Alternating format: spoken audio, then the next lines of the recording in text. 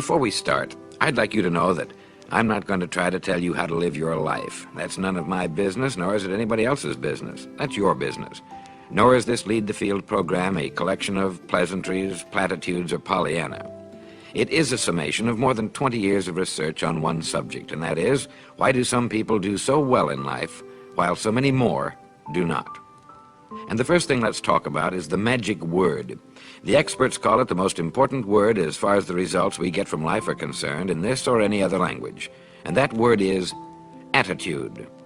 It is our attitude toward life which will determine life's attitude toward us. Let's face the fact honestly that we shape our own lives, and the shapes of them will be determined by our attitudes. A person with a poor attitude toward learning, for example, isn't going to learn much until he changes his attitude. If we take the attitude that we cannot do something, we generally will not do it. An attitude of failure, and we're whipped before we start. So we know then that what we receive from life, what we accomplish or fail to accomplish, is due in large measure to our overall attitude. William James of Harvard University put it this way: "The greatest discovery of my generation is that human beings can alter their lives by altering their attitudes of mind." And isn't it wonderful that we have this measure of control? Before we start talking about our attitude toward the world, let's talk about our attitude toward ourselves, since it is the attitude we take toward ourselves which determines our attitude toward the world. Now right here we come to a rather strange fact. We're so familiar with ourselves, we tend to take ourselves for granted. We tend to minimize the things we can accomplish, the goals we can reach, and for some equally strange reason, believe others can accomplish things in our field which we cannot.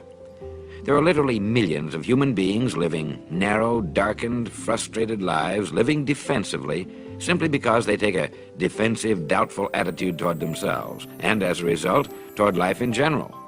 Many people are suspicious of and oppose change. Yet change is the one thing in life on which we can absolutely count. People who stay young all the years of their lives not only welcome change, but see it for what it really is: new opportunity, new chances for further fulfillment. Attitude is a reflection, a result of a person's will. It is incalculably powerful. It can bring about marvelous results for us, but we need to train it patiently, day by day. Now let's talk about the attitudes of people who are successful. The top 5% of the people who go sailing through life from one success to another, and who, even when they fail at something, shrug it off and head right out again.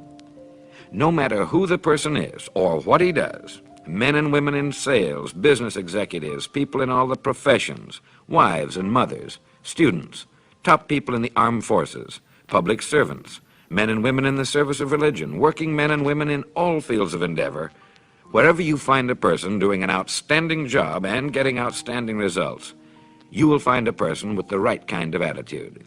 These people take the attitude toward themselves that they can accomplish what they set out to accomplish, that there's no good reason on earth why they can't be competent, successful. They have a healthy attitude toward themselves and, as a result, toward life and the things they want to accomplish.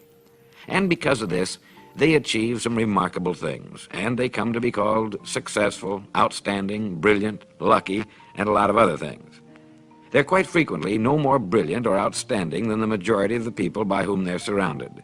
But they did develop the right attitude, and they found their accomplishments not too difficult, and many times surprisingly easy, simply because it seems that so few are really trying, really believe in themselves. Successful people come in all shapes and sizes and in widely varying degrees of intelligence, background, and so on.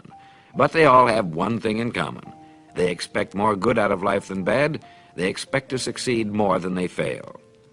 If you want something worthwhile, take the attitude that there are a lot more reasons why you can have it than there are that you cannot, and set out to earn it. Go after it, work at it, ask for it, and 9 times out of 10, you'll get it. Our environment is really a mirror of our mental attitude. If we don't like our environment, we have to change our attitude first.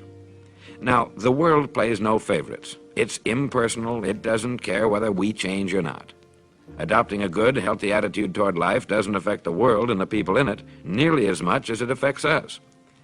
It would be impossible to even estimate the number of jobs which have been lost, the number of promotions missed, the number of sales not made, the number of marriages ruined by poor attitudes. But you can number in the millions the jobs which are held but hated, the marriages which are tolerated but unhappy, all because of people who are waiting for the world and others to change toward them, instead of being big enough and wise enough to at least make a test which will prove beyond any shadow of a doubt where most or at least a big part of the trouble lies. Studies made of the lives of literally thousands of successful people have shown that they radiate confidence, assurance, they expect success, and they get success. You can spot these people by the way they walk, by the way they look and act. You can feel it about them when they enter a room. They may be short and fat, or tall and thin, or any combination in between, but they have about them the attitude of success. In the record Greener Pastures, I'll get into this next statement, but right now I want you to realize, if you don't already, that in 5 years or less, you can get right to the top of the work you're now doing. I know this, but the important question here is, do you know this? The minute you do know it, you'll have this right attitude I'm talking about. The easiest and most effective means of forming a good attitude habit is to begin to act as though you have a good, positive, expectant attitude toward life. That's right. Begin right now to walk, act, and look as though you belong to this group. If you're already in the top 5%, you'll know what I mean. If you've never tried it, you'll be amazed at what happens.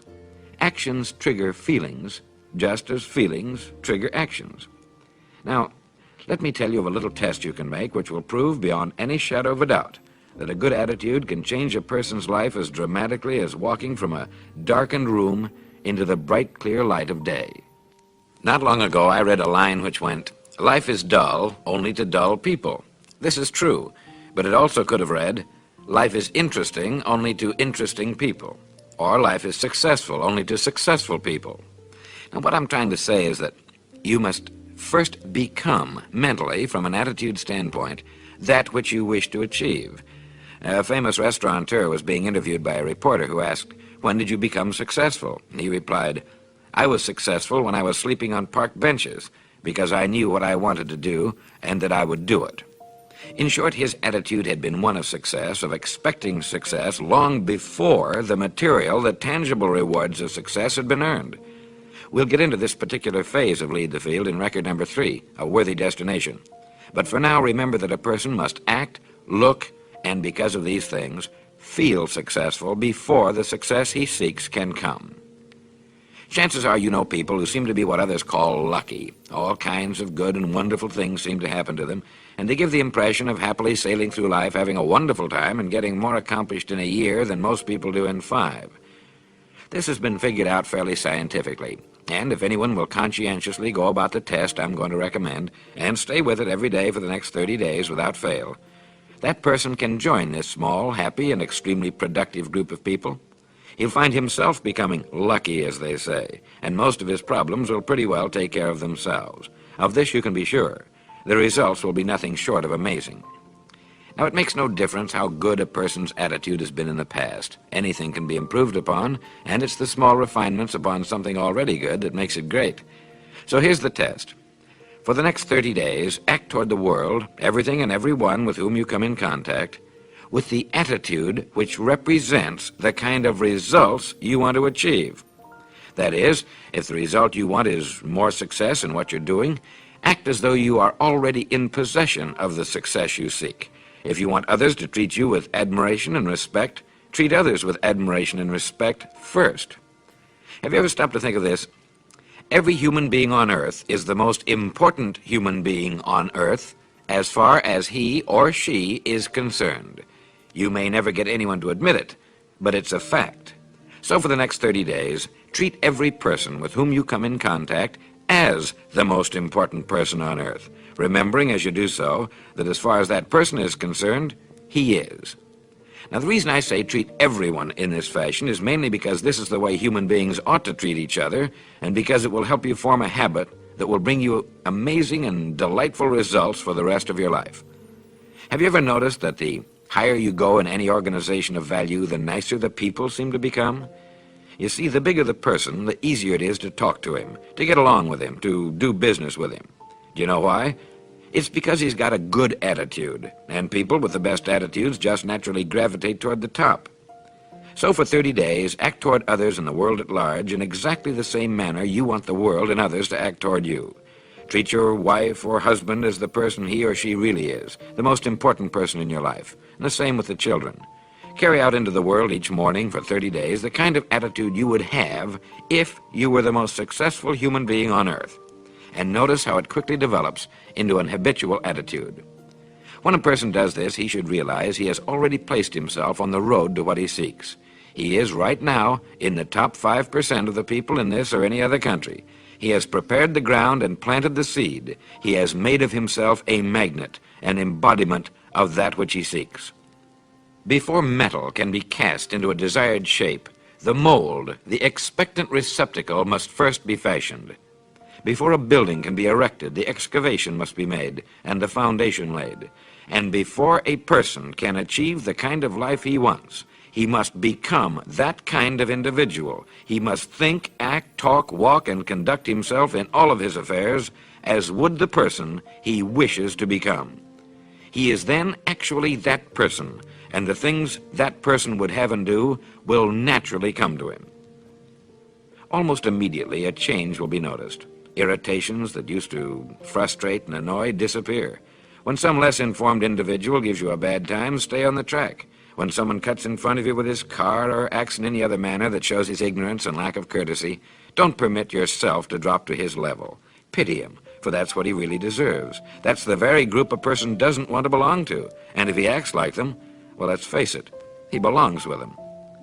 There's nothing in the world that men, women, and children want and need more than the feeling that they're important, that they're needed and respected. They will give their love, their affection, their respect, and their business to the person who fills this need. So the magic word is attitude. And in summing up, a few points to keep in mind. 1, it is our attitude at the beginning of a task which, more than anything else, will affect its successful outcome. 2, it is our attitude toward life which determines life's attitude toward us. 3, we are interdependent. It is impossible to succeed without others. And it is our attitude toward others which will determine their attitude toward us. 4, before a person can achieve the kind of life he wants, he must become that kind of individual. He must think, act, talk, walk, and conduct himself in all of his affairs as would the person he wishes to become. 5, the higher you go in any organization of value, the better will be the attitude you'll find. 6, your mind can hold only one thought at a time, and since there's nothing at all to be gained by being negative, be positive. 7, the deepest craving of human beings is to be needed, to feel important, to be appreciated. Give it to them, and they'll return it to you. 8, look for the best in new ideas. As someone said, I've never met a person I couldn't learn something from. 9, don't waste valuable time broadcasting personal problems. It probably won't help you. It cannot help others. 10, don't talk about your health unless it's good. 11, radiate the attitude of well-being, of confidence, of a person who knows where he's going. This will inspire those around you, and you'll find good things will begin happening to you.